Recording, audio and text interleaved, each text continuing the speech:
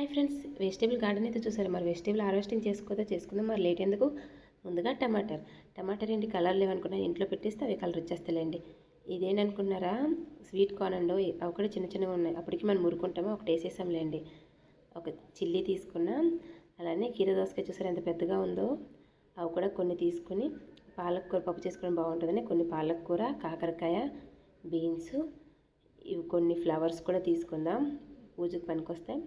ఇంకా ఇది చూసారా? ఏమనుకుంటున్నారు? వెజిటేబుల్ ఫ్రూట్ ఎవరికైనా తెలిస్తే కామెంట్ చేయండి.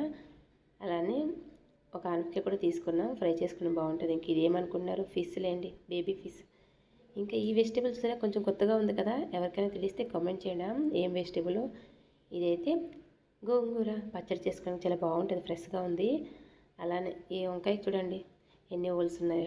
లాస్ట్ అండ్ ఫైనల్ బెండకాయలు. మీరైతే అలా వెళ్ళిపోకుండా ఒక లైక్, షేర్, సబ్స్క్రైబ్ కూడా చేసుకుని వెళ్ళండి.